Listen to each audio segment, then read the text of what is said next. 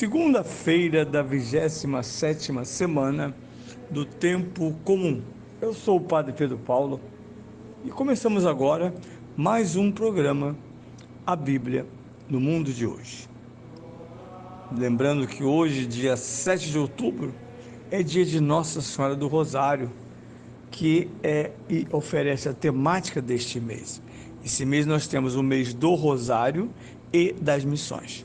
Às vezes eu ouço pessoas falando sempre das missões, que eu acho ótimo, mas esquecem-se que esse mês tem Nossa Senhora do Rosário, e essa Nossa Senhora do Rosário é a famosa aparição da Virgem em Lepanto, que foi uma batalha decisiva do Ocidente cristão contra a ameaça e a invasão do islamismo na Europa. Portanto, uma festa muito importante, e a intercessão da Virgem Maria nesse conflito é exibida exatamente a partir dessa oferta, dessa visão em que a Virgem diz: reze o rosário. Tudo isso no século XVI, mas tudo isso se repete, se atualiza em Fátima, por exemplo, quando ela insiste com as crianças: reze o rosário diariamente. Assim, a mensagem da Virgem, que varia, ela não varia a ponto de abandonar as suas mais genuínas expressões e petições, características, mas ao contrário, as vai desenvolvendo ao longo dos milênios. Bem, o que vemos hoje? O evangelho que domingo nós ouvimos ontem, esse evangelho de São Marcos, capítulo 10, 2 a 16. Havíamos já iniciado na sexta-feira uma análise sobre o que eu chamaria de primeira parte. Primeira parte, o cenário é de uma provocação feita a propósito, né? Fariseus que querem saber como Jesus julga a obra de Moisés e tomam para essa questão um ponto dolens, isto é, a questão da carta de divórcio dada por Moisés.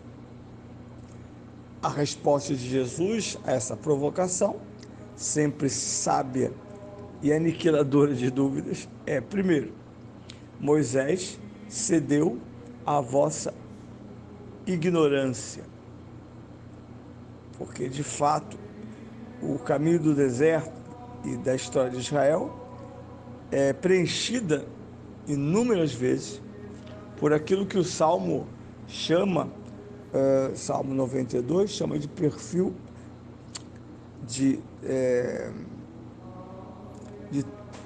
cabeça dura, de intransigentes e, por que não dizer, desobedientes da vontade proclamada de Deus.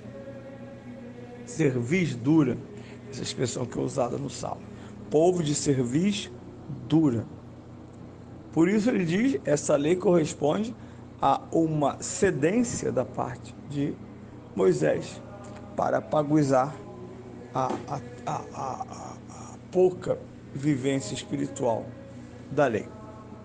Ao mesmo tempo, com isso ele responde a uma questão: Moisés não é culpado pela lei do divórcio judaica.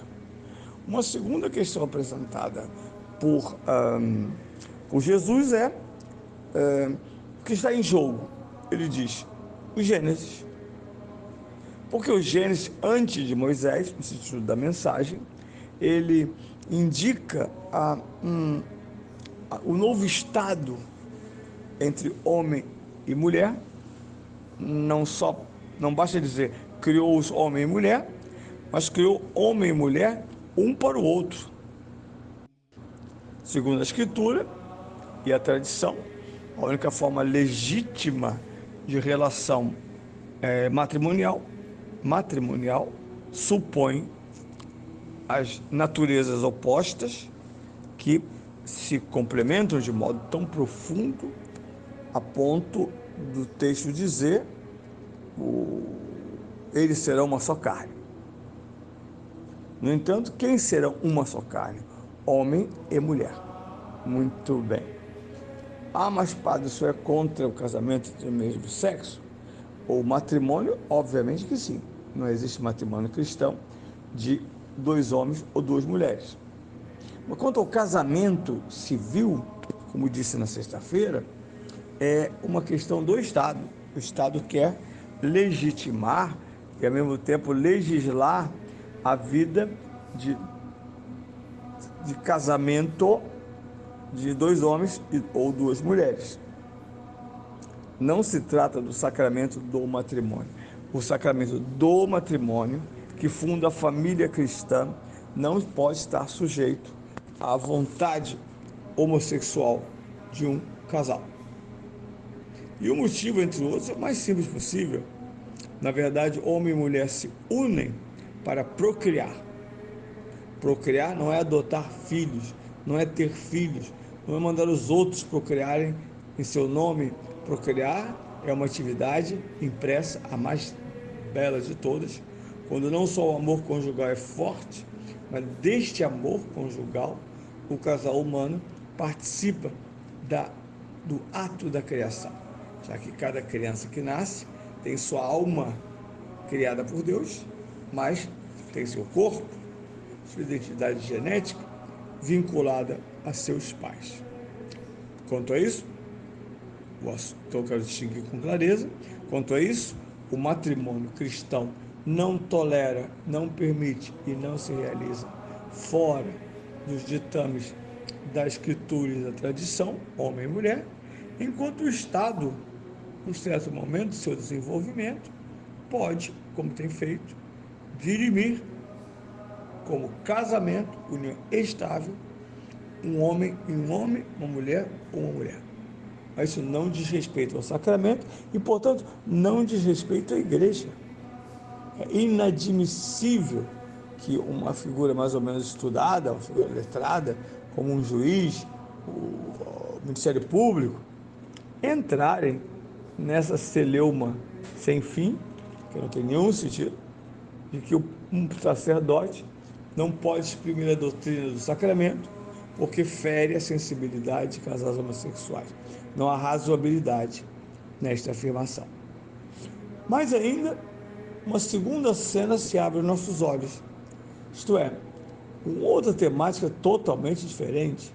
Perdão, não posso terminar ainda, porque eu já disse na sexta-feira, eu vou repetir agora, que o desfecho da primeira cena é uma frase de Jesus que tornou-se escritura após os noivos darem-se em casamento, a partir da fórmula do matrimônio, te prometo, te prometo, te prometo. A igreja proclama: o que Deus uniu, o homem não separa. Esta é uma frase, uma sentença de Jesus, colocada em continuidade direta com o texto do Gênesis. Faz parecer que o texto do Gênesis escreveu isso, mas não.